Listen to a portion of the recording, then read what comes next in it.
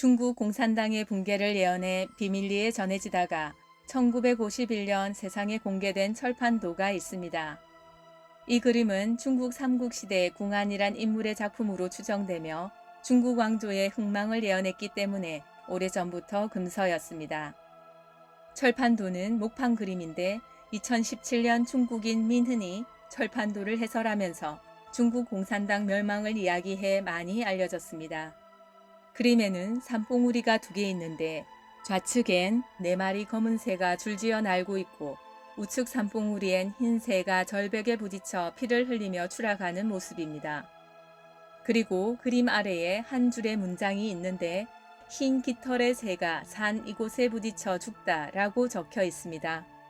중공의 몰락과 관련해 다음과 같이 그림을 해석하는데 좌측 봉우리에 있는 4마리 새는 마오쩌둥, 덩샤오핑, 장쩌민, 후진타오를 상징하며 중공의 역대 지도자 4명을 말합니다. 우측 봉우리에서 산의 충돌에 떨어지는 배구새는 시진핑을 상징하며 중공과 함께 몰락할 운명으로 해석하고 있습니다. 해설가들은 시진핑이 이번 3연임으로 장기 집권을 도모한 것이 악수라며 중공과 함께 운명이 끝나게 된다고 풀이했습니다. 영국 예언가 해밀턴 파크는 어렸을 때부터 초능력이 있었습니다. 성장하면서 점성술을 배워 미래를 예언하는 능력까지 더해져 영국 노스트라다무스라는 별명도 얻었습니다. 파크는 지금까지 수많은 내용을 예언했지만 사건 발생 시간을 구체적으로 말한 것은 단 2번입니다.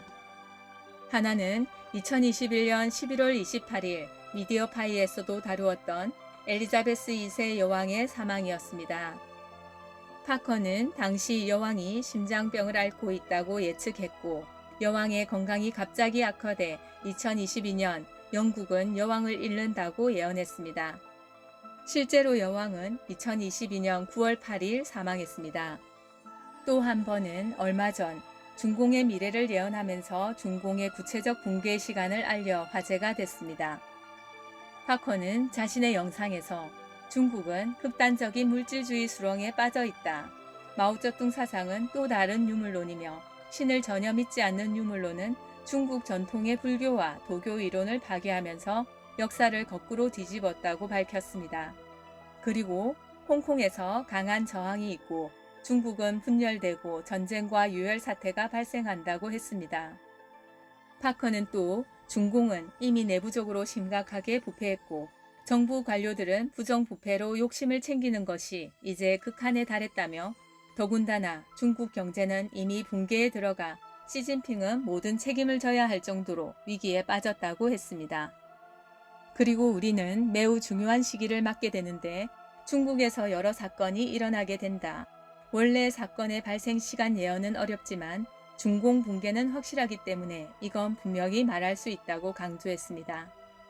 올해 말부터 중공의 종말 조짐이 드러나 내년 상반기부터 붕괴 현상을 볼 수 있으며 중국은 2024년에 대전환을 맞게 된다. 자유 티베트를 보게 되고 홍콩이 진정한 자치를 얻고 대만 역시 자유롭게 독립이 된다고 했습니다. 마지막으로 중공의 무신론과 독재 정권이 종식되면 우리는 중국에서 위대한 지혜가 다시 태동되는 걸 보게 될 것이라고 강조했습니다.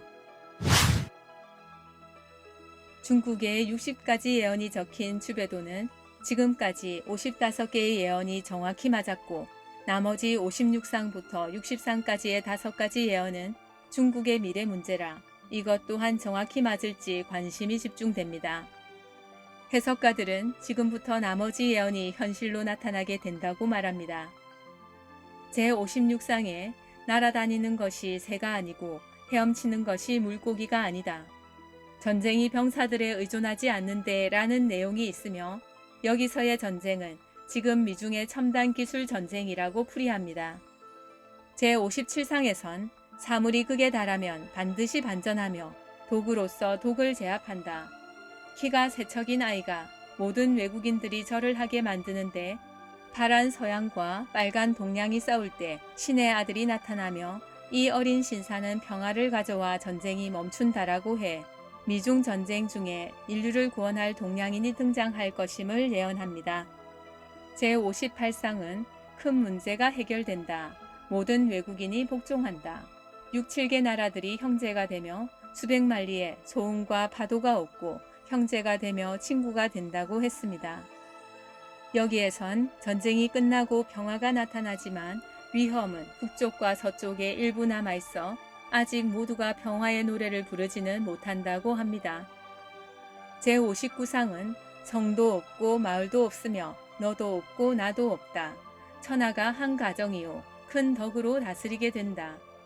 한 사람이 세계의 행복을 위해 힘을 다해 그 미래를 결정하니 동서남북이 화합하는 세상이 되며 구세주가 나타나 전 세계가 평화로워진다고 예언합니다. 마지막 60상은 평화가 찾아온 뒤에도 악을 행하지 않고 선량해져야 구원을 받을 수 있다고 하며 깨닫지 못하는 친구들이 구원을 받을 수 있도록 등을 떠밀고 있습니다. 이처럼 추배도는 다른 예언이 인류의 마지막을 암시하는 것과 달리 대격변 이후 구원자가 나타나 세계 평화를 달성한다는 희망 메시지를 전하고 있습니다. 지금까지 미디어파이였습니다.